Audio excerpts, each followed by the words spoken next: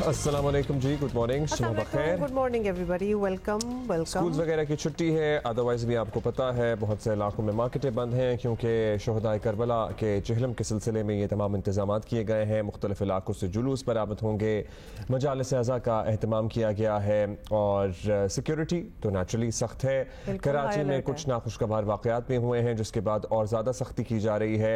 Across the city mobile phone service बहुत सी जगहों पर तो रात से ही, कल से ही बंद था और जहां रह गया था वहां आज सुबह बंद कर दिया गया है। ये तो हम आपको कराची का बता रहे हैं, लेकिन पूरे मुल्क में ही मोबाइल सर्विसेज की बंदिश है, जगह जगह पे भी है, कहीं ओवरऑल भी है। और कराची के मुख्तलिफ इलाकों में फ़ोन सर्विस, जिस तरह अब्दुल्ला आपने बताया, रात से ही बंद हो चुकी थी। नॉर्थ कराची, न्यू कराची, नाजमाबाद में मोबाइल फ़ोन सर्विस बंद है। लियाकताबाद, तीन हट्टी, PIB, जहांगीर रोड, बहुत सी मुतादिद जगहों पर मोबाइल सर्विस जो है वो नहीं है। In fact I was just checking कि हमारे यहाँ है कि नहीं है, ऑब्वियसली नहीं है। ऑफ कोर्स स्कूल्स बंद हैं, ऑफिसेज बंद हैं। ज़्यादा होता था कि जो रूट के मकामात हैं उनके अतराफ में सर्विस बंद होगी। इस मरतबा ज़ाहिर हालात के पेश नज़र अक्रॉस द सिटी ज़्यादातर 90% ऑफ द सिटी में मोबाइल फ़ोन सर्विस नहीं आ रही है। और ना सिर्फ कराची में बल्कि इसके अलावा सक्खर, हैदराबाद, लाड़काना और खैरपुर समेत सिंध के बड़े शहरों में मोबाइल फ़ोन सर्विस मुअत्तल रखने का ऐलान किया जा चुका है। डबल सवारी पे पाबंदी है। उसके अलावा भी बल्कि अमन व अमान की सूरत हाल के पेश नज़र सिंध भर में रेड अलर्ट है और रेड अलर्ट जो है वो ऑल अक्रॉस ही हम कहेंगे है। जुलूसों की फ़ज़ाई निगरानी की जाएगी और वज़ीर दाखिला सिंध ज़ियाउल हसन लंजार का कहना है कि फ़ैसला किसी भी नाखुशगवार सूरत हाल से महफूज रहने के लिए किया गया है, क्योंकि कल परसों से देखें तो थोड़ी सी एक अनईज़ और एक टेंशन पाया जा रहा है। इसमें ज़ाहिर जो हुक्काम है वो तो यही इक़दाम कर सकते हैं, लेकिन बाकी किस तरह से माहौल ठीक रखना है ये तो हमारे जो अमायदीन हैं उनकी ज़िम्मेदारी है, जो लीडरान हैं उनकी ज़िम्मेदारी है, जो अवाम है उनकी ज़िम्मेदारी है कि किसी भी किस्म की इश्तियाल अंगेज़ वीडियो सोशल मीडिया पैगाम की सूरत में रिएक्ट ना करें, कानून को हाथ में ना लें और अपने इर्द गिर्द लोगों का ख्याल रखें। और वो जो भाईचारा, यगानगत और हार्मनी इतने अरसे से, इतने सालों से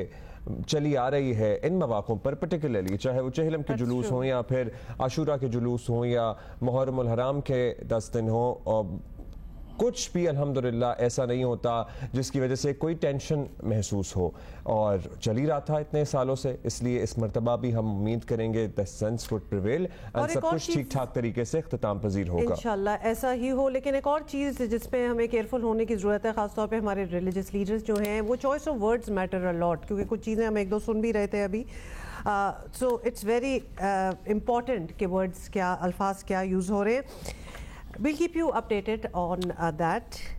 अच्छा जी, एक कोई ख़ास खबर नहीं है, लेकिन आपको बता देते हैं। हम बात कर लें चेल्सी और उसकी बात कर लें, लेकिन चले अब ये बता देते हैं क्योंकि बांग्लादेश ने रावलपिंडी में तारीख लिखती है। पाकिस्तान को पहले टेस्ट में 10 विकेटों से शिकस्त देकर सीरीज में 1-0 की बरतरी हासिल कर ली है। भाई जो अच्छा परफॉर्म करता है उसके लिए खुश होना चाहिए, इसलिए well done Bangladesh and congratulations on this historic. Abdullah हमारी शक्ल देखें, हम खुश हैं, हम खुश हैं। तो पिंडी टेस्ट में मेहमान दूसरों की खुशी में खुश होना सीखें। ठीक है, कर लिया है ना, खुशी है हमें बहुत, हमें अपने हारने का दुख भी है और थोड़ा सा गुस्सा भी है।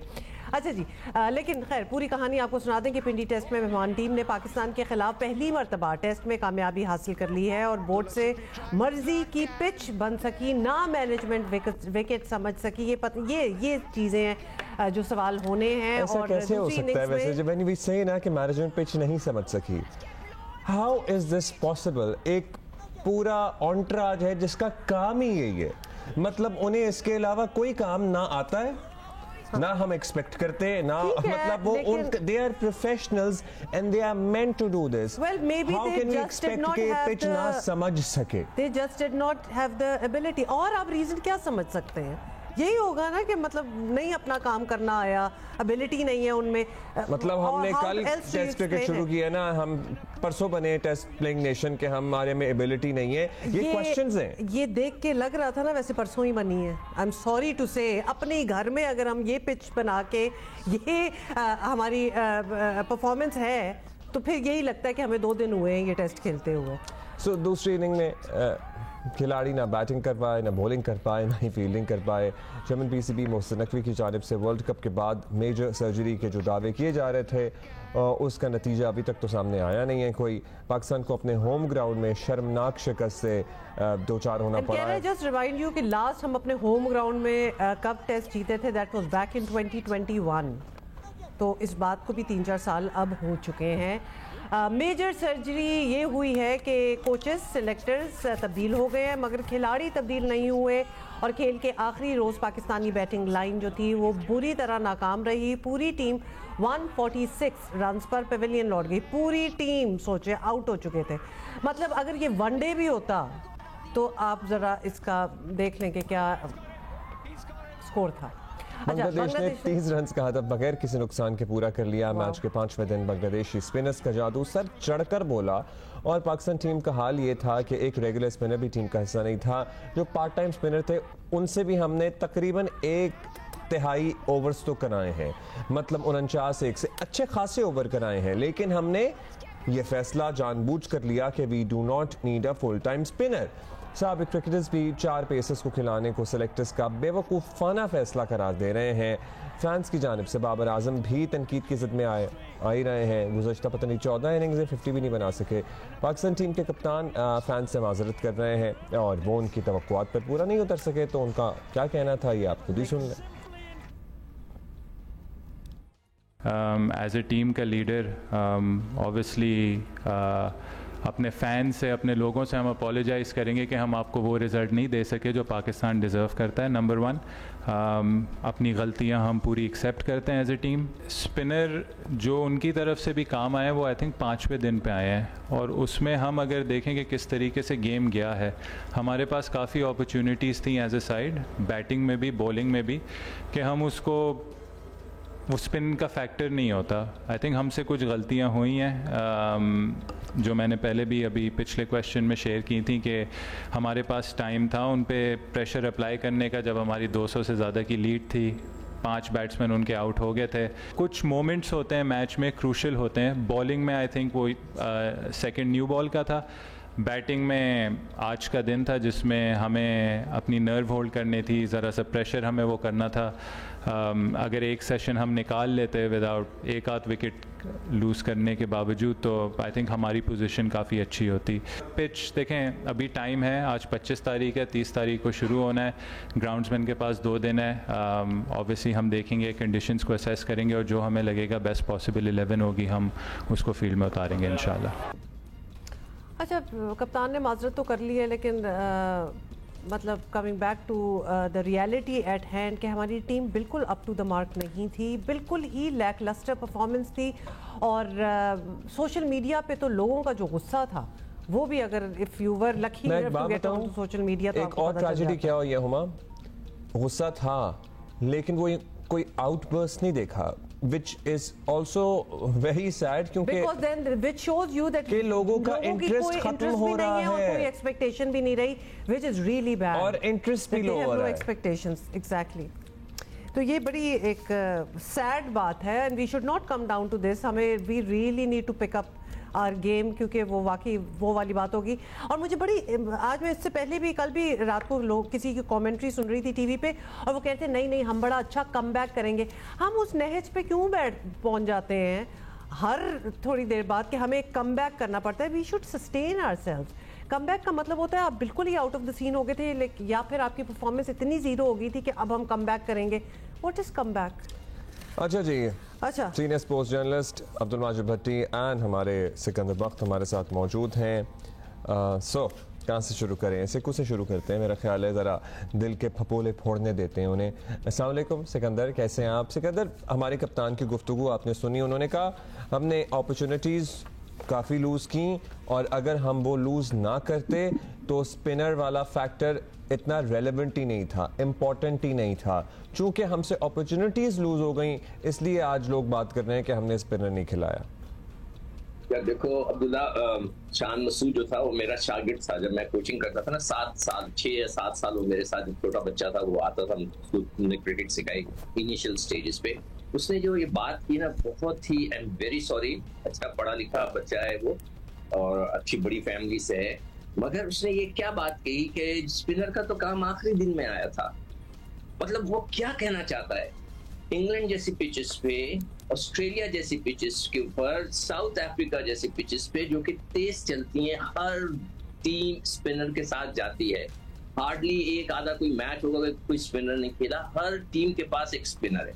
और शान मसूद ये कह रहे हैं कि जी वो तो मतलब आखिरी दिन देखे ना, दोनों के स्पिनर आखिरी दिन काम है। तो भाई तो क्रिकेट होती क्या है? What is test cricket? आप 3-4 दिन के बाद आखिरी दिन के ऊपर गेम बनता है, पहले दिन पे नहीं बनता।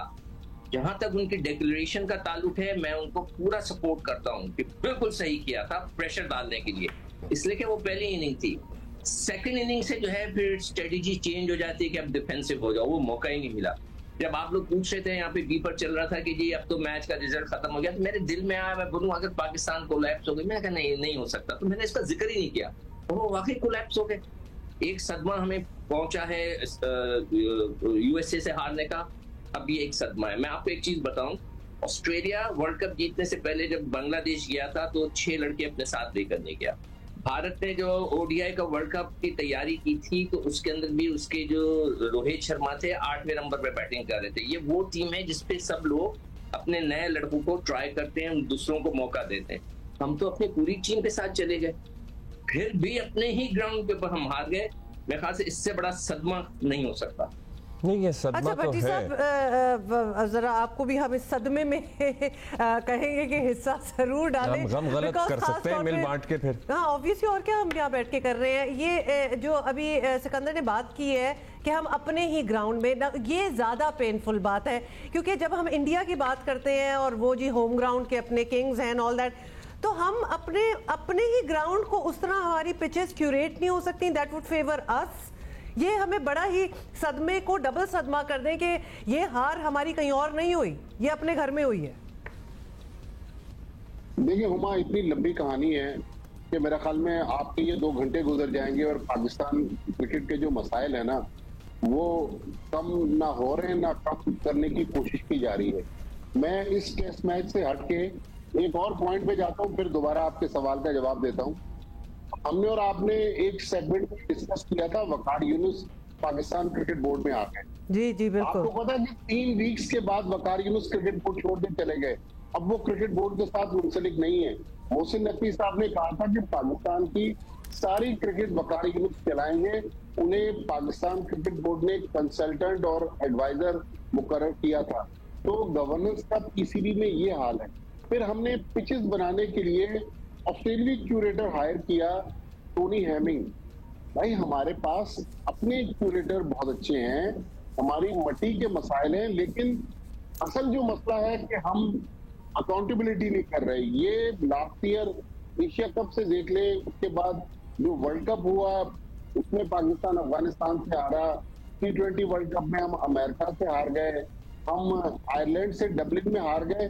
तो पाकिस्तान क्रिकेट बोर्ड जो है वो फैसलों में इतना कमजोर है कि बाबर आजम ने 14 इनिंग्स पहले 50 रन बनाए थे, लेकिन हम बाबर आजम को ड्रॉप करने के लिए तैयार नहीं है। ठीक है, इसमें कोई शक नहीं है कि बाबर आजम दुनिया के सबसे अव्वल के बैट्समैन है, लेकिन जब कोई बैट्समैन या खिलाड़ी परफॉर्म नहीं करता तो उसको ड्रॉप किया जाता है। अब ये जो शान मसूद कह रहे थे कि हमने फ्रंट मोमेंट्स जो हैं वो मिस किए हैं। आप ऑस्ट्रेलिया में टेस्ट सीरीज के बाद शान मसूद के इंटरव्यू उठा के देख लें, ये सेम चीज वो वहां भी कह रहे हैं। तो मसला ये है कि हम कोचेस चेंज कर रहे हैं, हर चीज हो रही है, प्लेयर्स चेंज नहीं कर रहे, ड्रेसिंग रूम में हर चीज अच्छी नहीं है, वहां पर माहौल काफी टेंस है। कुछ प्लेयर्स ने अपने लोगों को बिठाकर ग्राउंड में दूसरों के खिलाफ नारे भी लगवा दिए। ये भी इस पिंडी टेस्ट मैच की मैं आपको कहानी बता रहा हूँ। लेकिन पाकिस्तान क्रिकेट बोर्ड शायद उनके पास बहुत ज्यादा अकल है, उनके पास बहुत ज्यादा ज़हीन लोग हैं, लेकिन मुझे नहीं समझ आ रहा कि अगर यही सिलसिला चलता रहा और खराब परफॉर्मेंस के बावजूद लड़कों को हम बार बार आजमाते रहे। अब देखें ना, पाकिस्तान जिम्बाब्वे के बाद दुनिया का दूसरा मुल्क है जो पिछले 3 साल में होम ग्राउंड पर टेस्ट मैच नहीं जीता। हम पिछले 9 ये बांग्लादेश की हिस्टोरिक विन हम कह रहे हैं, लेकिन ये हमारी भी मतलब तारीखी और कहेंगे हमें भी अपनी हार एक साथ सूट नहीं करता। मतलब हमारी अफसोसनाक हिस्टोरिक शिकस्त भी है हमारी ये। which is a tragedy, which is certainly a tragedy. अच्छा, अब देखो थोड़ा थोड़ा हम बारी बारी बात करते हैं. हमने पहली इनिंग कर ली, आपने कहा लोग तो डिक्लेरेशन पे भी सवाल उठा रहे हैं, लेकिन आपसे हमारी उस दिन भी बात हुई थी, आपने कहा था वो दलेराना फैसला था. ठीक है जी. उसके बाद व्हाट रियली हैपेंड, मतलब ना हमारे बल्लेबाज चलते हैं, ना हमारा पेसर्स का एवरेज बेहतर आ रहा है, लाइनर लेंथ के मसले हैं, स्पिन हमने जो पार्ट टाइम बॉलर्स हैं उनसे 1/3 स्पिन ओवर्स तो कराए हैं, और इससे पहले ही कराए, मतलब 5वें दिन से पहले भी कराए हैं. तो फिर हमें क्या जरूरत थी या क्या मंतक थी कि we did not have a full time spinner? अच्छा देखो, जब मैच शुरू हुआ टॉस के ऊपर डिपेंड करना शुरू हो गए. हम के जी अगर टॉस जीत जाएंगे तो ये होगा टॉस हार गए, चले ठीक है जी, टॉस हार. डिक्लेरेशन इसलिए सही थी, मैंने पहले भी बोला कि पहली इनिंग में मैच बनाया जाता है, दूसरी इनिंग में आप कोलैप्स हो जाएंगे, किसको पता था? अगर आप वो नहीं होते कोलैप्स तो कोई उस पे सवाल ही नहीं करता. ये भी हो गया. आपके बॉलर्स ने गेंद सही की नहीं की, ना नसीम शाह ने अच्छी गेंद की है, ना ही शाहीन ने. जो नए बच्चे आए हैं मैं उनको बिल्कुल नहीं ब्लेम करूंगा, उनका पहला टेस्ट मैच था. आपके जो सीनियर खिलाड़ियों हैं उन्होंने वो बॉलिंग ही नहीं की, इसीलिए मैंने तो प्रोग्राम में नसीम शाह को भी ड्रॉप करने को कहा है कि आप उसको रेस्ट दें, बाबर को आप रेस्ट दें, ताकि आपको जगह बने दूसरे बच्चों के लिए. नंबर 1. फिर उसके बाद चलेगी, वो भी हो गया, स्पिनर आपने नहीं खिलाया, तीसरी गलती ये हो गई. फिर सेकंड इनिंग में आप ऐसे कोलैप्स हो गए. आप अब्दुल्ला शफीक को देखें, टेस्ट क्रिकेट ऐसे नहीं लगता है कि इनको पता ही नहीं है कि अब टेस्ट क्रिकेट कैसे खेली जाती है. अब्दुल्ला शफीक बहुत गलत आउट हुए. शान मसूद बाहर की बॉल को 6वें 7वें स्टंप के को कट मार रहे थे.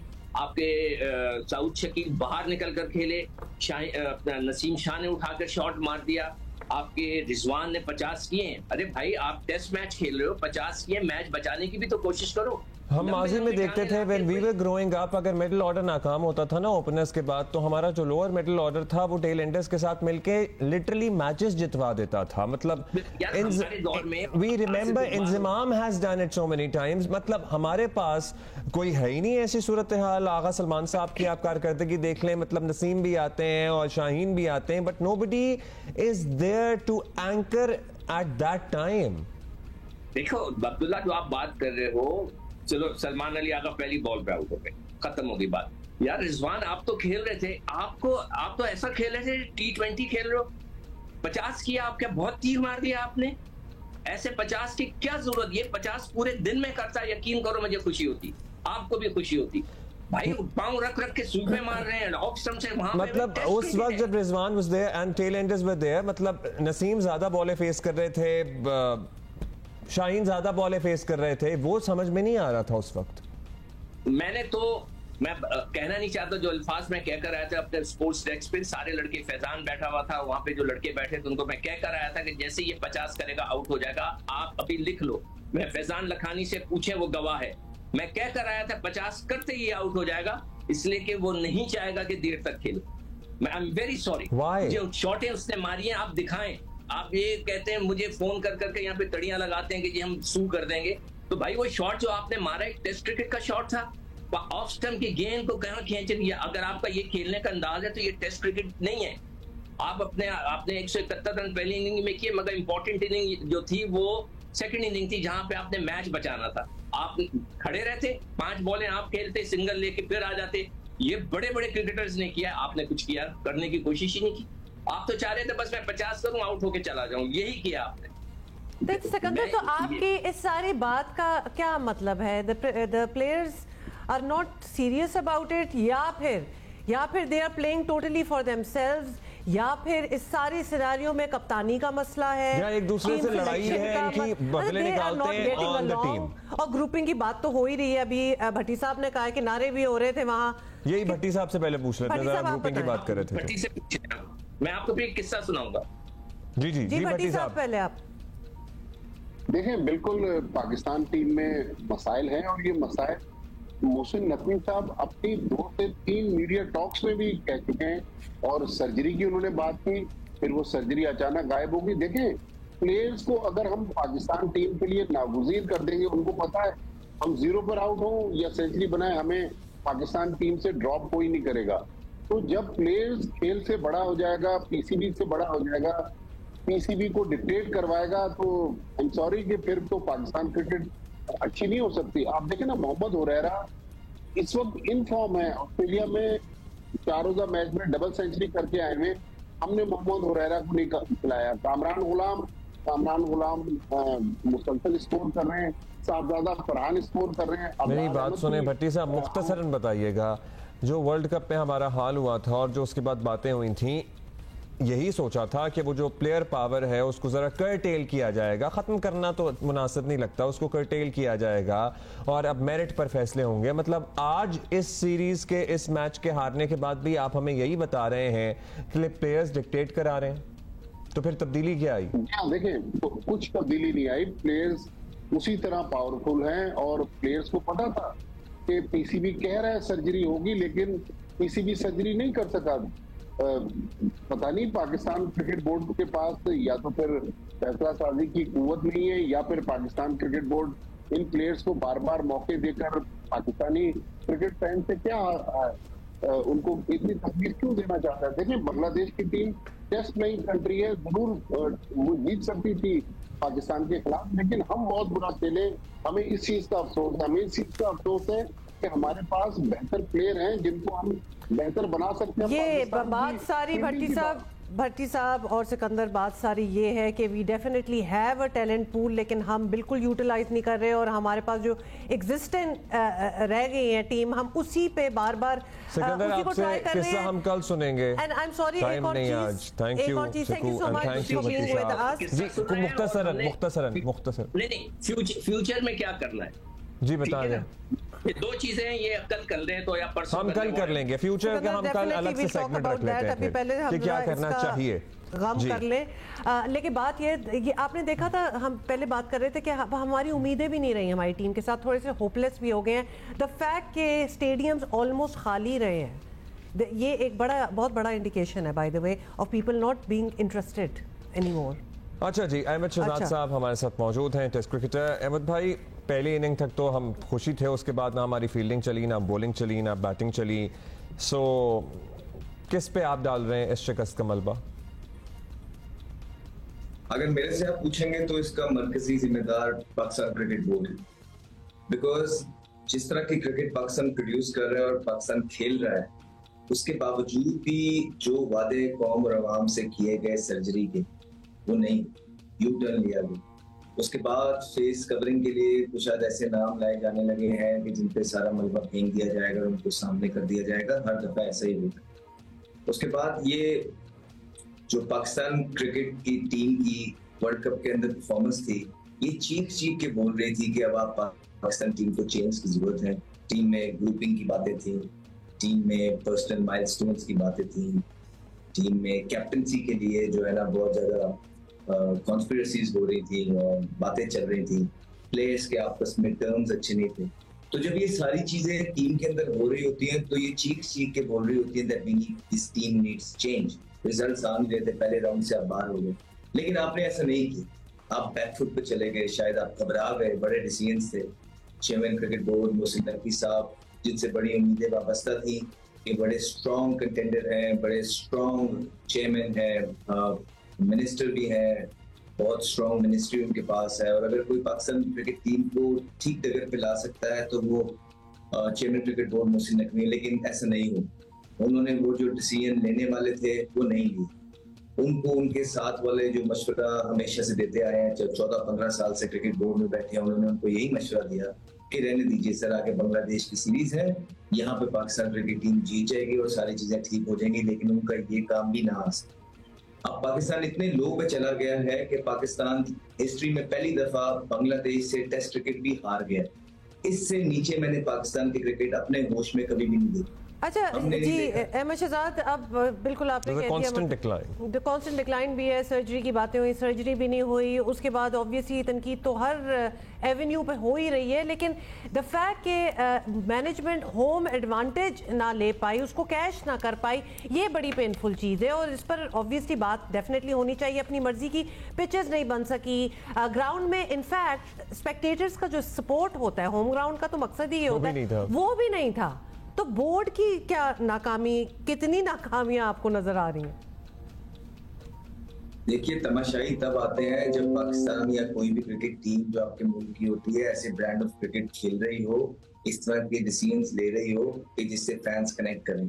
आप कहते हैं T20 से बोल रहे हैं हम अटैक करेंगे, क्या आपने वर्ल्ड कप में अटैक किया? आपके कप्तान आके कहते थे नहीं किया। आपने कहा कि आप सर्जरी करेंगे, क्या आपने की? नहीं। उसके बाद ये शान मसूद की प्रेस कॉन्फ्रेंस हुई थी, उन्होंने बोला आके कि we want to play an exciting brand of cricket, we want our people to connect with the team, we want our media to write good stuff about this cricket. तो क्या आपने वो की? आप तो बैकफुट पे लगे रहे, आप तो जितनी टिमिड अप्रोच आपकी लगी है, ठीक है, आपके पास कोई जवाब नहीं थे, आपकी कैप्टनसी जो थी, लीडरशिप अंदर वो भी एक्सपोज हुई। आपके जब बॉलर्स जान नहीं मार रहे, जोर नहीं लग रहा है उनसे, उनकी कैपेसिटी ही इतनी है, तो आप अपनी लीडरशिप से कोई इस तरह के आपने चीजें की कि आप डिफरेंस क्रिएट कर सके? कोई आप कुछ गेम के अंदर चेंजेस लेके आते हैं, सडन चेंजेस होते हैं, बाउंसर पे प्लान होते हैं, आप बैट्समैन को लाइन अप करते हैं, उसको पक्का करते हैं, पक्का कर उसकी वीक जोन होता है उसको बार बार हिट करते हैं। ये खूबसूरती है टेस्ट क्रिकेट की। लेकिन क्या हमें वो नजर आया? हमें कुछ नहीं नजर आया। Thank you. अब बात यह है कि अभी एक और टेस्ट खेलना है, इसी ग्राउंड पे खेलना है, तो ये हम कम बैक करेंगे जी, गो थ्रू इट अगेन। उम्मीद तो हम रखेंगे। पीटीआई की मौजूदा क़यादत से मायूस अलीमा खान ने अमली सियासत में कदम रख दिया है। इस्लामाबाद में 22 अगस्त का जलसा मुलतवी होने के बाद इमरान खान की बहन अलीमा खान की ऑडियो मंजर आम पर आ गई है, जिसमें वो पार्टी क़यादत जो है शदीद बरहम है, बहुत ऑब्वियसली वो तो पता ही था, और ये तक कह दिया ये इमरान खान को बाहर निकालना ही नहीं चाहते। अभी इस ऑडियो की गूंज थी ही कि अलीमा खान की तहरीक इंसाफ के तर्जुमान रऊफ हसन से व्हाट्सएप चैट सामने आ गई, जिसमें वो बुशरा बीबी पर सख्त तनकीद करती दिखाई देती हैं। मायूसी के आलम में अलीमा खान ने शायद अब खुद आगे आने का फैसला किया है। वो पेशावर पहुंची, जेल काटने वाले पार्टी वर्करों और उनके अहल खाना से मुलाकात की। वर्कर्स ने अली अमीन गंडापुर और दीगर पार्टी क़यादत के खिलाफ शिकायत के ढेर लगा दिए। ज़राए के मुताबिक अलीमा खान के साथ MNA शानदाना गुलजार भी मौजूद थीं। अलीमा खान की तरह शानदाना गुलजार का मौक़िफ़ भी यही रहा है कि मौजूदा पार्टी क़यादत इमरान खान की रिहाई के लिए संजीदा नहीं है। तो हमें फ्रस्ट्रेशन हो रही है, तंग हो रहे हैं इन एक्शन से। सियासी कमेटी में मेरा ज़्यादा वो नहीं है, बट देखी जाएगी। उसमें डूबियस कैरेक्टर्स बहुत है, डूबियस इन द सेंस जो गायब थे 1 साल, जब ये 9 मई के बाद से असली लीडर्स तो आपकी पार्टी में बैठे हुए। साथ ही हम आपको बता दें कि अलीमा खान ने पेशावर दौरे से मुतालिक वज़ीर आला खैबर पख्तूनख्वा समेत किसी काबीना रुकन को एतमाद में नहीं लिया। उन्होंने पार्टी वर्कर्स को साथ लेकर खुद इमरान खान की रिहाई की मुहिम चलाने का ऐलान भी किया। तहरीक इंसाफ में इख्तलाफात को लेकर मुस्लिम लीग नून के पास पुराने बदले चुकाने का मौका हाथ आ गया है। कभी PTI वाले नून से शीन निकालते थे, आज नून लीग दावा कर रही है कि PTI में तो कुछ बचा ही नहीं। अब ये इस डिवीजन की वजह से, इस ग्रुपिंग की वजह से पार्टी जो है PTI जो है शिकस्त और रेख का शिकार हो रही है, और उसको मुख्तलिफ किस्म के, अब अलीमा खान जो है उनकी बहन है, जिस किस्म की वो आपने सब, मैं मुझे दोहराने की ज़रूरत नहीं है, आपके सामने गुफ्तगू आ चुकी है, जो गुफ्तगू जो हुई है उनकी रऊफ हसन साहब से, और जो रऊफ हसन साहब के टेलीफोन से जो है वो सारा का सारा इंकशाफात हुए हैं। तो उसके बाद जो है कोई किसी सबूत की ज़रूरत नहीं रहती कि इनकी इंटरनल जो है रिफ्ट जो है, या इंटरनल जो है इनके आपस में जो मुखासमत है वो कितनी अगली हो चुकी हुई है, और कितनी ये रिफ्ट जो है शायद हमारे साथ इतनी दुश्मनी नहीं है उनकी जितनी उनकी आपस में दुश्मनी जो है ना। लेकिन जाहिर है जब लीडर जेल में होता है तो पार्टी का शिराजा बिखरता है as soon as the leader gets out। हाँ, लेकिन यकीनन खान साहब जो हैं वो खुद भी खुश नहीं होंगे कि अभी तक उनकी रिहाई की कोई बात नहीं हो रही, और ये भी हो सकता है कि उन्होंने इनकरेज किया हो कि उनकी बहन जो है वो सामने आए। Anything is possible. Haider Shirazi, नुमाइंदा जियो न्यूज़ इस्लामाबाद से हमें ज्वाइन कर रहे हैं। हैदर, ये अलीमा खान साहिबा के हवाले से आपको क्या लगता है, ये फैसला टोटली उनका अपना होगा कि अब I am going to take care of things, या फिर खान साहब की भी हामी है इसमें? देखिए, अलीमा खान बहन भी हैं बानी PTI की, तो वो बहसियत बहन अपना किरदार अदा करती नज़र आ रही हैं, और ये अभी का नहीं है। जिस वक्त PTI पर मुश्किल वक्त था तो एक मुझे याद पड़ता है कि बानी PTI ने इस्लामाबाद जुडिशल कम्प्लेक्स आना था, तो उस वक्त उनकी जानिब से मुझसे रब्ता किया कि वो जुडिशल कम्प्लेक्स आकर कुछ गुफ्तगू करना चाहते हैं मीडिया से। तो जब मैं वहाँ पहुँचा तो पीटीआई का कोई रहनुमा या कारकुन वहाँ नहीं था। यानी बानी पीटीआई के गिरफ्तारी से कबल ऐसे हालात हो चुके थे जब पार्टी के रहनुमा मौजूद नहीं होते थे। उसके बाद गिरफ्तार हुए तो मुतअद्दिद रहनुमा, जिनमें शिबली फराज या बहुत सारे नाम हैं, नाम लेना मुनासिब नहीं है, लेकिन जिस वक्त वो मौजूद नहीं थे तो अलीमा खान को हमने देखा कि अटक जेल के बाहर भी वो तीनों बहनें मौजूद रहीं, अडियाला के बाहर मौजूद रहीं अपने भाई के हवाले से। और जो एक ऑडियो आपने चलाई और रऊफ़ हसन का जिक्र किया, तो ऑडियो की तो उन्होंने तस्दीक की है कि उन्होंने गुफ्तगू की कि अडियाला जेल में आज़म स्वाति जो मिले, इस हवाले से जो उन्होंने गुफ्तगू की है वो उनकी अपनी ऑडियो है। लेकिन वो जो चैट की हुई है, चैट सामने लीक की गई है या कहीं से आई है, तो उसके हवाले से उन्होंने इसकी तरदीद की है और कहा है कि वो उनसे मेरी जब इस हवाले से गुफ्तगू हुई, अलीमा खान का कहना था कि वो अंग्रेज़ी में टाइप करती हैं, वो इस तरह का मैसेज नहीं लिखती और ये उनके बकौल ये फेक है। अब अगर इस सारे मामलात को देखा जाए ज़ाती तौर पर, क्योंकि मैं बानी पीटीआई की गिरफ्तारी अटक जेल में हूँ या अडियाला जेल, तो उनके साथ कवरेज के लिए मुख्तलिफ मौके पर मैं मौजूद रहा, तो मैंने बहनों को देखा है कि ये पेशावर वाक़े की बात नहीं हो रही कि पेशावर जाने की बात या केपी के जाने की बात नहीं है। इससे कबल भी 9 मई के बाद मिलिट्री कोर्ट केसेस में जिन बच्चों के या जिन अफराद के ट्रायल हैं, जिन पार्टी कारकुनों के ट्रायल हैं, या फिर जाहिर है हैदर, लेकिन इससे पहले भी इमरान खान बड़ी कैटेगोरिकली कह चुके हैं कि मेरी फैमिली का या मेरी बहनों का स्पेशली कोई पॉलिटिकल रोल नहीं होना चाहिए या उनसे मशवरा ना किया जाए। तो क्या उनका वो मौक़िफ़ तब्दील होता भी आपको अब जो एक्शंस हो रहे हैं उसके बाद नज़र आ रहा है? देखिए, इस हवाले से बानी पीटीआई मुख्तलिफ लोगों से मिलते हैं तो वो उनकी अलग अलग स्ट्रेटजी बयान करते हैं। इस वक्त बानी पीटीआई को ये लग रहा है और अलीमा खान ने इस खदशे का खुलकर इज़हार किया कि पार्टी के बाज़ रहनुमा वो बानी पीटीआई की रहाई के लिए संजीदा कोशिशें नहीं कर रहे जितनी उनको करनी चाहिए। तो इस हवाले से वो तो चाहते हैं कि उनकी फैमिली हो या कोई भी इस मुश्किल वक्त में वर्कर्स को मोबिलाइज करने के लिए कोशिशें करता है तो वो उसको सराहा जाएगा। तो बानी पीटीआई की बहन है तो वो भी सिर्फ एक वाक़या नहीं, मुख्तलिफ मौक़ों पर इस्लामाबाद हाई कोर्ट या सुप्रीम कोर्ट के आने के मौका पर उन्होंने मुतअद्दिद बार अपने वर्कर्स को कहा है कि बानी पीटीआई की जानिब से पैगाम नहीं आएगा, निकलो, आप खुद निकलें, हमें खुद निकलना होगा। लेकिन ये इख्तलाफात हैं। एक तरह से आपको एक इसकी मिसाल देता हूँ। अलीमा खान जजेस के हवाले से जो आपको पता है कि एक रेफरेंस दायर किया गया, उनको समाअत ना करने के हवाले से दरख्वास्त दी गई, तो जब अलीमा खान सुप्रीम कोर्ट पहुंची थी तो मेरे मुस्तनद ज़राए जो पीटीआई के हैं, इंतहाई मोतबर शख्सियात, उनसे रब्ता हुआ। उनका कहना था कि अलीमा खान जब बानी पीटीआई के कहने पर सुप्रीम कोर्ट पहुंची तो पीटीआई के सीनियर रहनुमाओं ने अपने रहनुमाओं और वकला को मैसेजेस किए और कॉल्स की कि अलीमा खान के साथ आप सुप्रीम कोर्ट ना जाएं। यानी इस हद तक यानी कि इख्तलाफात हैं और मुसद्दक़ा इत्तलात माज़ी में भी आपको मिलती रही है। बहुत शुक्रिया आपका हैदर। कारसाज हादसे की अपडेट देंगे आपको। कोई बड़ी पेशरफ सामने नहीं आ सकी है। IG सिंध ने खुसूसी तफ्तीशी टीम बनाने का फैसला किया है। ऐसी बातें भी हो रही हैं कि जाबहक बाप बेटी के पुरसा को मुलजिमा को बचाने के लिए ऑफर्स हो रही हैं, नेचुरली होनी थी, होंगी और ये मामला अल्टीमेटली सेटल भी हो जाएगा। देखिए, कहने का मतलब ये है कि क्यों अभी तक मुलजिमा की मेडिकल रिपोर्ट भी सामने नहीं आई। इतने दिन गुजर जाने के बाद ये डिलेज जो हैं, ये बड़े मीनिंगफुल डिलेज अब लगना स्टार्ट हो गए हैं, ख़ास तौर पे जब पब्लिक प्रेशर इतना ज़्यादा हो। और अगर कोई डीलिंग बीच में हो भी रही है तो वो मुलजिमा के लिए कितना आसान होगा। She is a rich lady, वो तो कुछ भी, कितने भी डिमांड होगी या कुछ भी ऑफर मार सकती हैं, लेकिन फुलफिल इट। अभी हम बात करेंगे, काशिफ मुश्ताक हमारे साथ मौजूद हैं। काशिफ, एक्चुअल क्या पेशरफ्त है इस वाक़े की अब तक? अब्दुल्ला हुमा, जो DIG ईस्ट हैं या फिर तफ्तीशी टीमें हैं, वो ये कहते हैं कि हम जो है वो मेडिकल रिपोर्ट का इंतजार कर रहे हैं।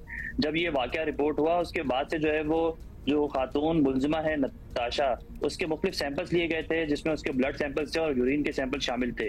तो वो लेबॉर्ट्रीज भिजवाए गए थे और तफ्तीशी टीमें ये बताती कि कराची की 2 मुख्तलिफ लेबॉर्ट्रीज, जामिया कराची में जो लेबॉर्ट्री है वहाँ भिजवाए गए थे, जबकि सिंध पुलिस की जो लेबॉर्ट्री है वहाँ भिजवाए गए हैं। ताहम अब तक उसकी जो रिपोर्ट्स हैं वो सामने नहीं आई हैं। वो रिपोर्ट सामने आएंगी तो ही तफ्तीश। रिपोर्ट्स तो 12 घंटे में, मैक्सिमम 24 घंटे में आ जाती हैं। यहाँ कौन से नमूने ऐसे, कौन से टेस्ट किए जा रहे हैं जिसकी रिपोर्ट्स नहीं आ रही हैं, कहाँ से किए जा रहे हैं, जिससे सस्पेशन बढ़ता है ना। फिर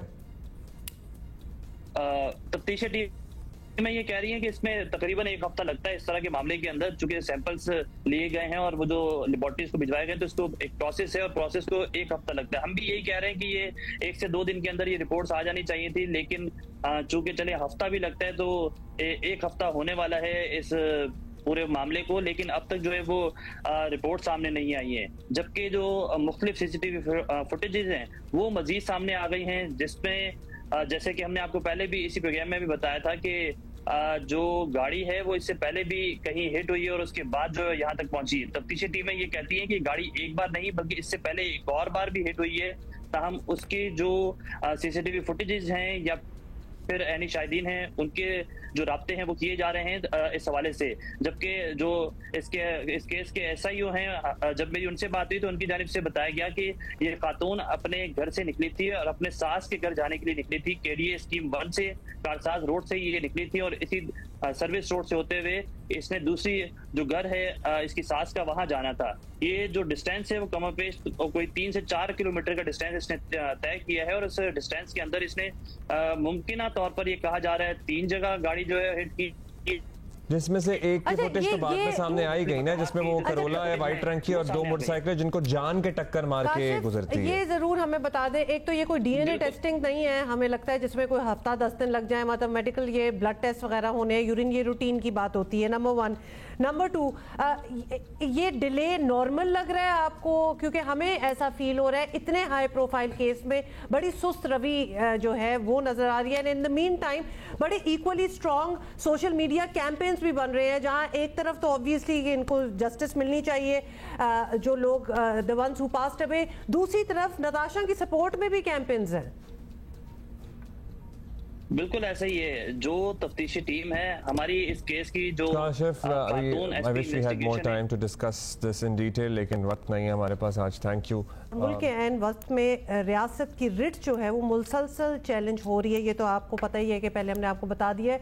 सिंध और पंजाब का सरहदी कच्चे का इलाका दिहाइयों से डाकुओं के कब्जे में है और अभी भी इनफैक्ट जितने भी ऑपरेशंस हुए वो दे कीप कमिंग बैक। हमने ये देखा है 22 अगस्त को डाकुओं ने पुलिस की गाड़ियों पर रॉकेट मारे, जिसमें कम से कम 11 पुलिस एहलकार जो शहीद हुए और 10 जख्मी हो गए थे। और इससे पहले भी दर्जनों पुलिस एहलकार डाकुओं के हाथों जाँ बहक होते रहे हैं इसी जगह पे। वज़ीर आला पंजाब मरीम नवाज जख्मी पुलिस एहलकारों का हौसला बढ़ाने के लिए हफ्ते को शेख ज़ैद अस्पताल रहीम यार खान भी पहुंची। सर की कीमत भी बढ़ाने का ऐलान किया है, लेकिन इससे पहले भी हम इवन द इंटरिम गवर्नमेंट इससे पहले इन इंतखाबात से जो पहले थी उसमें बड़ा इंपॉर्टेंट फैक्टर था कि कच्चे के इलाके में ऑपरेशन जारी है, पुलिस नफरी वहाँ डिप्लॉयड है, बहुत कुछ किया जा रहा है। मुश्तरका दोनों सूबों ने ऑपरेशन करने का भी ऐलान किया, फिर यहाँ से रेंजर्स भी जाती है। ये कैसा इफरीत है जो ख़त्म नहीं हो रहा? बलूचिस्तान की हम हालत देख रहे हैं, अभी पैदर पे वाक़यात रिपोर्ट हो रहे हैं। फिर साथ ही ये जो पर्टिकुलर वाक़या है जिसमें 11 पुलिस एहलकार शहीद हुए हैं, ये छोटा नुकसान नहीं है। वज़ीर इत्तलात पंजाब आज़म बुखारी साहिबा हमारे साथ मौजूद हैं। आज़म साहिबा, इसकी ठीक है, जाहिर है जो बच गए हैं उनका हौसला बुलंद करना रखना बड़ी इंपॉर्टेंट बात है, कॉम्पनसेशन देना फैमिलीज़ को बहुत इंपॉर्टेंट है, लेकिन ये वाक़या हुआ कैसे, इसकी इन्वेस्टिगेशन भी उतनी ही इंपॉर्टेंट है, क्योंकि अगर कोई कोताही है वहाँ पे उसे फिर आइडेंटिफाई करके आइंदा के लिए सबक हासिल किया जा सके। ये इत्तलात हम तक पहुँच रही थी जब ये वाक़या हुआ कि कुछ SOPs तय किए गए हैं, ज़ाहिर है ओवर द इयर्स एक्सपीरियंस करके वो इग्नोर किए गए थे इस मोमेंट में, ये जो पुलिस यहाँ से हटाई जा रही थी।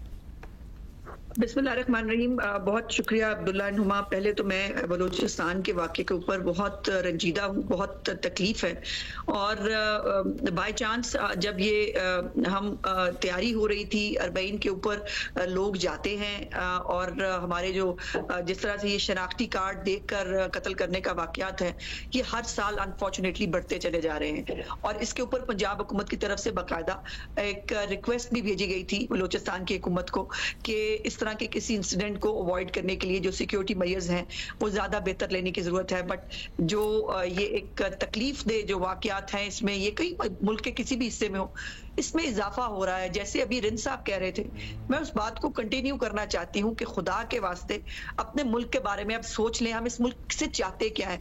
कभी हमेशा जो रियासत है उसको सरेंडर क्यों कराया जाता है, कभी मजहबी जमातों के सामने, कभी ये दहशतगर्द ग्रुप्स के साथ, कभी ये कच्चे के डाकुओं के सामने, और ये जो तमाम लोग हैं इनकी जो है वो यहाँ पे इंसानी हकूक भी आ जाते हैं, यहाँ पे पता नहीं क्या कुछ हो जाता है। आप दुनिया में देख रहे हैं ना, जहाँ पे छोटे छोटे राइट्स भी होते हैं, वो क्या कर रहे हैं वहां पर अपनी रियासत की रिट को जो है वो करने के लिए। इसी तरह की रिट को पाकिस्तान के अंदर इस्टेब्लिश किए बगैर पाकिस्तान आगे नहीं बढ़ सकता। जहां तक कि कच्चे के वाकयात की बात है, इसके ऊपर बिल्कुल तमाम तरह की इन्वेस्टिगेशन हो रही है कि अगर एसओपी जो है वो वायलेट हुए तो क्यों हुए। बहुत सारी चीजें हैं जो इस इन्वेस्टिगेशन के स्टेज पर मैं आपके साथ शायद शेयर तो ना कर सकूं, लेकिन एक बात तय है कि ये जो कच्चे के डाकू है ना, इनके साथ फिर वही कहूंगी कि सब लोगों को मिलकर लड़ना पड़ेगा। ये पंजाब में शुरू होता है, ये सिंध चले जाते हैं, सिंध से शुरू होता है पंजाब में आ जाते हैं। और मैं आपको एक बड़ी इंटरेस्टिंग बात बताऊं, हम सीटीडी के दफ्तर चीफ मिनिस्टर साहिबा के साथ तशरीफ लेके गए वहां, और वहां हमने देखा कि जो उन्होंने हमें प्रेजेंटेशन दी, अब बहुत सारी चीजें जो सिक्योरिटी रीजन की वजह से मैं आपके साथ शेयर नहीं कर सकती, लेकिन इतना जरूर बता सकती हूँ कि जो नाइट वाले कैमराज हैं या जो जदीद टेक्नोलॉजी का असला है वो उनके पास पंजाब हुकूमत से पहले मौजूद था। और सीएम साहिबा ने ये देखकर उस दिन हुक्म दिया कि हर सूरत हाल में इससे ज्यादा एडवांस कैमरे, इससे ज्यादा एडवांस इक्विपमेंट और असला जो है वो पंजाब पुलिस को प्रोवाइड किया जाए। अब ये सोचने की बात है, ये कहने को वो कच्चे के डाकू हैं, लेकिन उनके पास इतना एडवांस असला है कि आप सोच नहीं सकते। You can't imagine. ये असला कहीं से पहुंच भी रहा है ना, कहीं से स्मगल हो रहा है, कहीं से पहुंच रहा है। ये भी तो कहीं ना कहीं से वो ले ही रहे हैं डेफिनेटली। कोई रूट तो उनके भी बड़े अच्छे तगड़े किस्म के कॉन्टैक्ट्स हैं कि पंजाब पुलिस से पहले उनके पास ये चीजें पहुंच जाती हैं। हैविंग सेड दैट, जितनी भी टेक्नोलॉजी हमारे पास हो, अगर इंटेलिजेंस फेलियर हो या फिर अगर एसओपीज पूरे ना किए जाएं तो फिर तो कोई भी चीज हो वो इसी तरह ही इट विल फॉल फ्लैट, जिस तरह अभी हमने देखा है। और इतनी हलाकतें, इतने जाबाज भी हुए हमारे पुलिसमैन, बहुत से एसओपीज थे जो इग्नोर किए गए थे। एटलीस्ट उस पर किसी को रेप्रिमांड करना चाहिए, उसकी इन्वेस्टिगेशन तो थॉरो होनी चाहिए। बिल्कुल हो रही है Huma, and I rest show you के जो है इसके ऊपर किसी को स्पेयर नहीं किया जाएगा। लेकिन एक मैं जरूर बताना चाहती हूँ, जो बेचारे शहीद हुए हैं, एक वीडियो आपने देखी होगी जो कहा जाता है कि उनके शायद शहीद होने से कुछ देर पहले की है, कि जहां एक बारिश के कीचड़ में उनकी गाड़ी जो है वो फंस गई थी, जो वो जा रहे थे, और उस गाड़ी के फंसने की वजह से जाहिर है वो ट्रैप हुए और इस तरह से उनको शहीद कर दिया गया। सो ये तो यकीनन जो शोहदा हैं, जो उनकी फैमिलीज हैं, के साथ पंजाब हुकूमत जिस भी तरह जो है वो किया जा सकता है, लेकिन अगर कहीं गलती है उसको भी स्पेयर नहीं किया जाएगा। और कल सबसे अच्छी बात ये हुई कि अहमद नवाज जो हमारा कांस्टेबल है, जो उनकी कस्टडी में था, उसको जो है वो बाजियाब करा लिया गया है। और एक हमारा जख्मी था जिसको एयर एम्बुलेंस पे, जिसका नीचे वाला धड़ जो है वो सारा अनफॉर्चुनेटली मफलूज हो गया है, उसको कल एयर एम्बुलेंस के जरिए जो है वो लाहौर जनरल हॉस्पिटल में शिफ्ट किया गया है। इंशाल्लाह वहां पर उसका इलाज बेहतर हो रहा है। ये तमाम चीजें तो हो रही हैं, लेकिन जहां पर भी किसी की गलती अगर कोताही होगी उसको भी स्पेयर नहीं किया जाएगा। चीफ मिनिस्टर साहिबा बड़ी क्लियर है इस हवाले से। अच्छा आजमा साहिबा, ऑपरेशन जी आजमा साहिबा एक लाइन कंप्लीट कर लूंगा। इस ऑपरेशन को एक ही वक्त में तमाम सिक्योरिटी इदारे, तमाम सूबे, सबको मिलकर करना पड़ेगा। और ये जो ये 6 दिन 8 दिन खामोश हो जाते हैं, 10 दिन उसके बाद उठ के फिर बैठ जाते हैं, ये इस तरह से ये रिट ऑफ द गवर्नमेंट जो है इस तरह से चैलेंज नहीं की जा सकती। चीफ मिनिस्टर साहब बड़ी क्लियर है इस हवाले से, और एक मरबूत हिकमत अमली तरतीब दी जा रही है जो इस वक्त शायद मैं आपके साथ शेयर ना कर सकूं। अच्छा आजमा साहिबा, अब ये भी बताइएगा कि अब आगे क्या करना है। उसमें यही हमें बताया जा रहा है कि पंजाब पुलिस और सिंध पुलिस मिल के एक क्लीन अप ऑपरेशन जो है उसकी तरफ जा रहे हैं। हम ये जानना चाहते हैं कि इसमें क्या मुख्तलिफ होगा, क्योंकि ये कोई पहली बार नहीं होगा, ये पहले भी इश्तराक से चीज़ें जो हैं वो की गई हैं, लेकिन हम देख ही रहे हैं मुड़ मुड़ के वापस डाकुओं का जो रिट है वो अपने आप को वापस ले आते हैं। दूसरी बात ये भी बता दें कि ऐसी खबरें भी सामने आ रही हैं कि डाकुओं को बास और मकामी वडेरों और सियासतदानों की खुफिया हिमायत भी हासिल है। कोई इसकी बैकग्राउंड भी कोई इंटेलिजेंस आपको मिली है? मुबैना तौर पर देखिए, ये पहले तो मैं जो आपका पहली बात है कि ऑपरेशंस पहले होते रहे हैं, बिल्कुल आप दुरुस्त कह रही हैं, लेकिन वो ऑपरेशंस होते हैं और उसके बाद फिर वो जो है वो वापस आ जाते हैं। इनके पास बहुत सारी, मैं जैसे कह रही हूँ कि कुछ चीजें ऐसी सेंसिटिव हैं जो स्टेज के ऊपर जो है वो आपके साथ शेयर नहीं की जा सकती, लेकिन अब वो ऑपरेशन जो है वो तरतीब दिया जा रहा है, दिया जाना चाहिए, जो एक तो क्लीन अप भी हो और उसके बाद वापसी के तमाम रास्ते बंद किए जाएं। उन्होंने खंदकें तक खोदी हुई हैं और वो पहाड़ों के बीच में से, बहुत मुश्किल रास्ता है, वो जगह बहुत मुश्किल है, वो पहाड़ों के बीच में से उन्होंने जो है वो अपने लिए कुछ जगह जो है वो रखी हुई हैं, उसके ऊपर भी बिल्कुल होमवर्क मुकम्मल है और इंशाल्लाह ताला इन लोगों को स्पेयर नहीं किया जाएगा। और मैंने जैसे कहा कि तमाम वफाकी हुकूमत हो, पंजाब की हुकूमत हो, सिंध की हुकूमत हो, तमाम हुकूमतों को मिलकर जो है इसके खिलाफ ऑपरेशन करना पड़ेगा और कोई भी बासर अफराद हो, कोई भी कुछ हो, उसको किसी तौर पर भी किसी की भी आशीर्वाद अगर किसी को हासिल है तो वो नहीं होगा। पहली दफा मैं बताऊं आपको, ये भी हिस्ट्री में पहली दफा हुआ है कि एक तो इनकी हेड बनी जब बढ़ाई गई और वो एड्स अखबारात में आए, तो उसके बाद एक डाकू, आपने वो देखा भी होगा, उसका एक क्लिप भी था, शाहिद रिंद शायद उसका नाम है, उसने कहा जी मेरा नाम क्यों डाल दिया, बाकी भी इतने सारे भी और लोग थे उनके नाम भी डाले, आपको क्या पता आप किन हालात में डाकू बनते हैं, किन भी हालात में आप डाकू बने हो। ये रियासत की रिट को चैलेंज करने की इजाजत जो है, और ये जो हमारे पहला है ना वो मासूम जो है वो दहशतगर्द और जो है वो सख्त वाले दहशतगर्द, कुछ हमारे भाई हैं, कुछ हमारे रियासत को, स्टेट को इन तमाम चीजों से बाहर निकलना होगा। आज़मा साहिबा, एक मजबूत ऑपरेशन की आप जी सियासी जमात में हो, वो किसी भी जगह पर हो, दहशतगर्द है, उसको दहशतगर्दों की तरह टैकल। अब ये बताइएगा, मजबूत एक ऑपरेशन की हिकमत अमली की बात हो रही है, अगर मतलब हमसे नहीं मैनेज हुआ पहले भी तो हम क्या कर सकते हैं? एक स्टेप अहेड जाके हम क्या हमारे पास SSGs हैं, हमारे पास बेहतरीन इंटेलिजेंस है, हम आर्मी चीफ से मदद मांग सकते हैं क्योंकि हमने ये सारा कुछ करके देख लिया। मतलब अगर हमारी पुलिस की कैपेसिटी के बाहर हो चुका है अब ये मामला, तो हमारे पास और भी सिक्योरिटी फोर्सेस एजेंसीज हैं जिनसे हम स्पेशल परमिशन, कुछ असिस्टेंस ले सकें, कुछ इंटेलिजेंस। इन द पास्ट एक दफा जब कोई सफाई इधर हुई थी तो तब भी आर्म्ड फोर्सेस की वजह से ही हुई थी, तो क्या अब भी हमें मदद तलब कर लेनी चाहिए उनकी?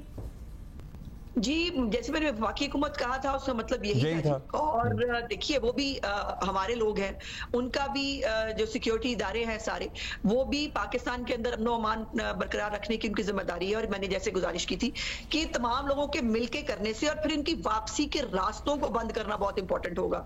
पहले भी जो आप याद करा रही हैं कि जो एक ऑपरेशन हुआ था जिसमें हमारे सिक्योरिटी इदारे जो है, जो हमारी फौज है, रेंजर्स है, उन्होंने इस पे पार्टिसिपेट किया था और हमने वो क्लीन अप कर लिया था, बट उनकी वापसी को हम नहीं रोक पाए।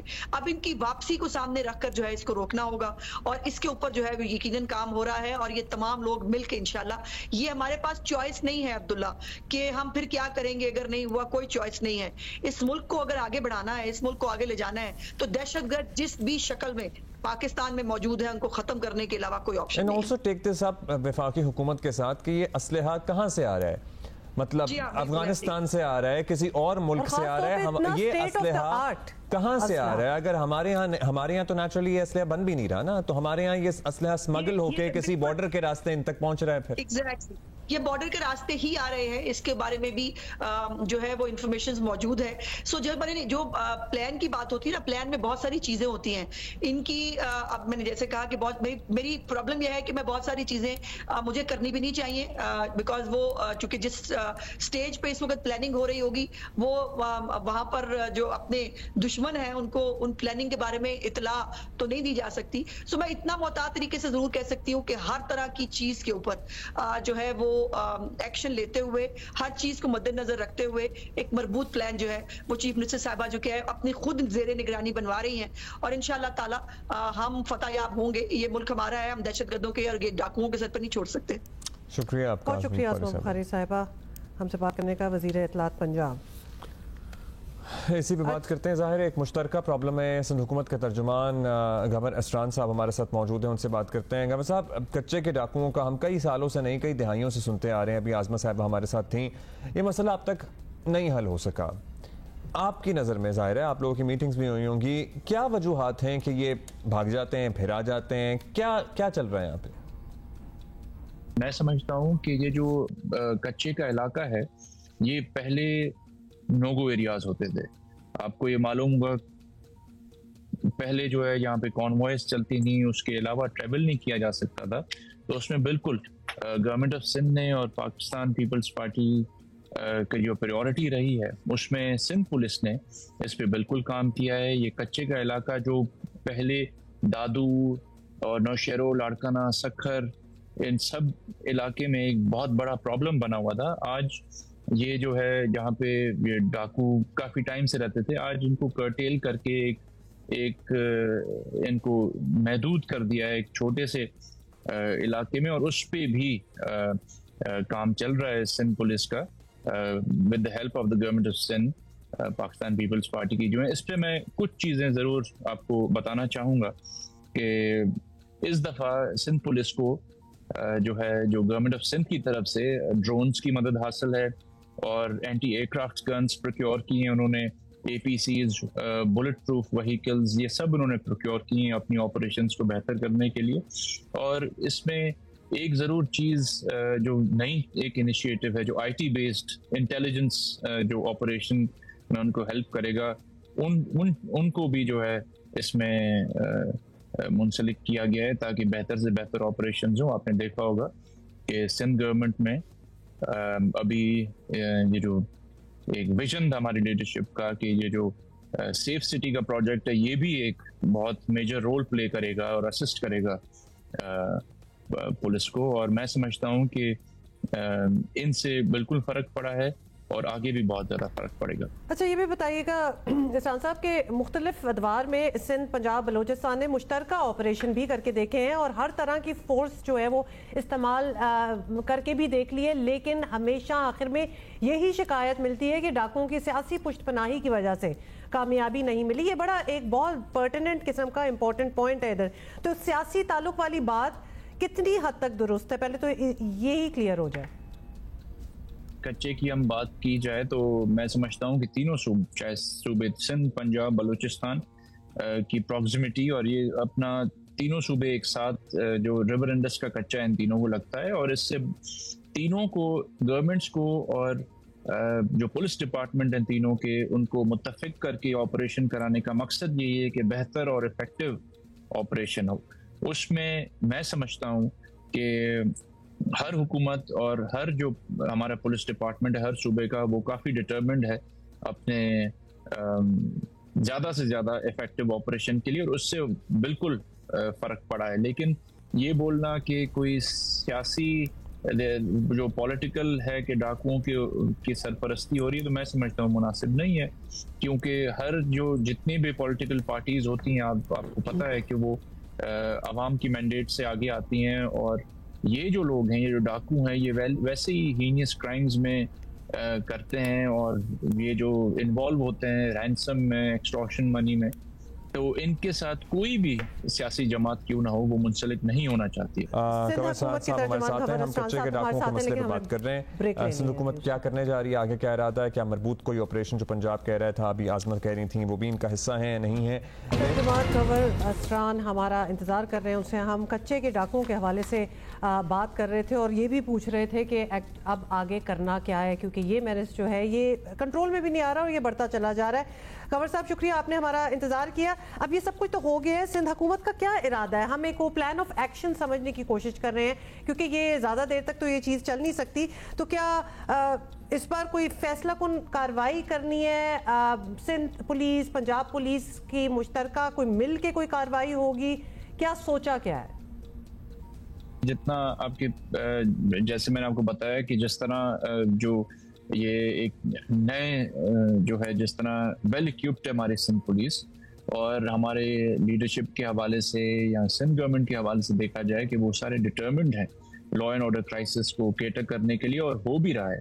तो मैं समझता हूँ कि इस पे मुझे नहीं लगता है कि कोई भी कॉम्प्रोमाइज की तरफ हम जा रहे हैं इस वक्त, क्योंकि जितना भी खून बहा है, चाहे वो हमारे पुलिस ऑफिसर्स हों, चाहे वो आम आदमी हों, जितना भी वहाँ पे जिनको शहादतें वहाँ पे मिली हैं, मुझे नहीं लगता है कि हम कहीं भी कॉम्प्रोमाइज़ पे जा रहे हैं। और अगर कोई ऐसे हैं वहाँ पे कि जो अपने जो गुनाहों को अपने को मानते हैं और वो अपनी सज़ा काटेंगे, और मैं समझता हूँ कि सिंध पुलिस जो है अपने लोगों को, और गवर्नमेंट ऑफ सिंध कभी भी अपने लोगों को इस तरह नहीं छोड़ेगी इस पोजीशन में कि ये जो गिनती पे लोग हैं वो अरेस्ट करें और वो इस तरह चीज़ें करें यहाँ पे।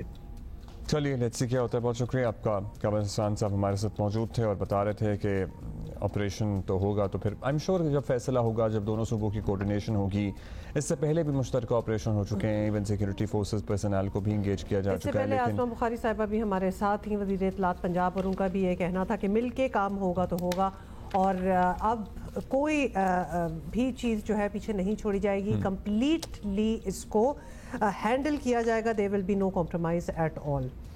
और जो इन्वेस्टिगेशन हो उसके भी हक़ाइक़ क्या नतीजा निकलता है वो भी आवाम तक बताएं कि क्यों दोपहर में इनकी मूवमेंट की जा रही थी, जबकि है SOP के अंधेरे से पहले पहले, मगरिब होने से पहले पहले सारा कुछ मुकम्मल किया जाएगा। एक्चुअली जब फुटेज आप देखते हैं तो वो आप फिर थोड़ा सा दिल दहल जाता है कि क्या हालात थे, क्या हुआ है इनके साथ। SOPs पूरे नहीं किए गए, इंटेलिजेंस फेलियर था, व्हाट एक्चुअली टुक प्लेस। जब तक उसको देखा नहीं जाएगा, उसके ऊपर फुल एक रिपोर्ट नहीं आएगी, आगे की प्लानिंग करना भी ऑफ कोर्स मुश्किल है। 11 पर्सनल हम इस तरह बात कर देते हैं, लेकिन ये 11 ख़ानदान हैं। मतलब इनके साथ इनके बीवी, बच्चे, माँ बाप, किसी के छोटे बच्चे हैं, बड़े, मतलब this is a tragedy in different house holds जो कि अनफोल्ड होती है ऑन अ मैसिव स्केल, जो इस तरह के वाक़यात से फिर होती है। और बलोचिस्तान की सूरत हाल भी आप देख लें, चाहे वो लेवीज़ अहलकार हों, चाहे पुलिस वालों हों जो अपनी जानें दे रहे हैं, कब या तक आम शहरी हों, वो भी तो उस लपेट में आ जाते हैं। मतलब आम शहरी तो है ही नहीं ना, किसी इक्वेशन में ही नहीं है, उन्हें तो होना भी नहीं चाहिए। से निकाल के, बसों से निकाल के शनाख्त करके उनको अगर मारा जा रहा है तो ये तो आम शहरी हुए जो वहाँ से गुजर रहे थे। It is a very depressing state of affairs, but yes it is what it is. Balochistan में पर्टिकुलरली आज जिस तरह के वाक़यात पे दर पे वाक़यात रिपोर्ट हो रहे हैं, सबको सर जोड़ कर बैठना होगा। This calls for immediate action and an national emergency. जिससे पहले कच्चे के डाकुओं के ऑपरेशन की हम बात कर रहे थे, ये भी बताया गया है कि जब सैलाब का पानी उतरेगा तब कोई फैसला कौन कार्रवाई की जा सकती है। और सैलाब का पानी तो अभी मुल्क के मुतअद्दिद इलाकों को मुतासर किए हुए हैं। ज़िला नौशेर फिरोज से गुजरने वाले दरियाए सिंध में पानी की सतह में इजाफे से कच्चे के गाँव देहात ज़ेर-ए-आब आ गए हैं, और गोठों में मुख्तलिफ शहरों को कई दूध की सप्लाई जो है वो बड़ी मुतासर हो रही है, और राब्ता मुनक़ता ऑब्वियसली हो चुका है। कश्तियों के ज़रिए कम मिकदार में दूध शहरों में पहुंचाया जा रहा है। अच्छा, ये बड़ी कंसर्निंग बात है। मज़ीद हमारे कॉरेस्पॉन्डेंट बता रहे हैं, गुलाम हैदर आकाश। जिला नौशेर फिरोज से गुजरने वाले दरिया सिंध में जो सैलाबी रैलों की आमद का सिलसिला जारी है, रोज़ बरोज़ सैलाबी पानी की सतह में इजाफा हो रहा है, जिससे कुछ जो है कि वो ज़मींदारी बंद टूट चुके हैं। ज़मींदार बंद टूटने के बाद कच्चे के मुतअद्दिद बल्कि दर्जनों जो देहात हैं वो ज़ेर-ए-आब आ गए हैं, और वहाँ पर जो काश्त की गई फसलें थी, तिल, कपास, धान, दीगर फसलें, सब्जियाँ वहाँ पर ज़ेर-ए-आब आ चुकी हैं, जिसके बायस लोगों को शदीद मुश्किलात का सामना करना पड़ा है। उनके घरों में, इलाकों में, गोठों में हर तरफ पानी पानी है। जिसके अलावा इसके साथ साथ जो वो माल मवेशी वाले जो ज़मींदार हैं उन्हें भी शदीद मुश्किलात और परेशानी का सामना करना पड़ा है। कच्चे के इलाके से ताज़ा भैंसों का दूध ज़िला नौशेरा फिरोज के मुख्तलिफ शहरों में फ़रोख्त किया जाता था। सैलाब आने के बाद वो अपने जो दूध की सप्लाई उनकी बुरी तरह मुतासिर हुए। दूध फरोशों का कहना है कि हम कच्चे के इलाके से कई मन दूध जो है कि सुबह व शाम लेकर ज़िला नौशेरा में मुख्तलिफ शहरों में फ़रोख्त करते थे। ताहम अब जब सैलाबी सूरत हाल आ चुकी है, दरिया सिंध में पानी आ चुका है, कच्चे का इलाका उस पानी में डूब चुका है और हमारी फसलें तबाह हो गई हैं, तो अब हम सिर्फ वाहिद हमें जरिया जो आमदरफ्त कर रहे हैं वो है कश्तियाँ, जिसके ज़रिए सुबह की औकात में हम ताज़ा भैंसों का दूध लेकर कश्तियों के जरिए हम शहरों को वहाँ फ़रोख्त करते हैं, और वापसी पे हमें शाम के टाइम कश्तियाँ नहीं मिलती, जिसकी वजह से शाम की औकात में हम दूध जो है वो मार्केटों में और जो शहरों में नहीं पहुँचा सकते। इन्होंने हुकूमत से मुतालबा किया कि ज़िला इंतज़ामिया और हुकूमत सिंध को चाहिए कि इस दरिया सिंध में सैलाब आने के बाद कच्चे के मुतासिरीन की फौरी इमदाद करें ताकि उनकी मुश्किलात में कमी आ सके। शुक्रिया आपका। बहुत ही चैलेंजिंग हालात जो हैं वो बने हुए हैं। ये तो खैर सिर्फ दूध का ही बता रहे थे, लेकिन एक्चुअली कुछ भी इधर से उधर नहीं हो सकता। जहाँ जब रोड ही कट ऑफ हो चुकी हो, हर चीज़ पानी के थ्रू और कश्तियों के थ्रू होनी है, और कश्तियाँ भी इट्स वेरी डेंजरस। पानी की जो सतह बना हुआ है वहाँ कश्तियाँ भी आराम से इधर से उधर नहीं हो सकती। हर साल यही विजुअल्स हैं जहाँ मवेशी हलाक होते हैं, और ये माल मवेशी नहीं है, ये लाइफ लाइन है इन लोगों की। एब्सोल्युटली ये लाइफ लाइन है। फिर अभी तो बारिशों की हम बात कर रहे हैं, एक और ताकतवर स्पेल जो है मुल्क के जनूबी इलाकों में दाखिल हो रहा है। 31 अगस्त तक, आज से 31 अगस्त तक कहा जा रहा है कि सिंध भर में शदीद बारिशें हो सकती हैं। कराची, हैदराबाद में भी ज़बरदस्त बारिश का इम्कान जाहिर किया जा रहा है, जिससे शहरों में अर्बन फ्लडिंग का खतरा भी मौजूद है। 26 to 28 तक की बात हो रही है, और of course we will keep you, Geo news will keep you updated. In fact कल ज़रा हम तफसील से इस पे बात करेंगे। In the meantime, take care of yourselves. We're going to see you We will tomorrow. see you tomorrow. Stay safe.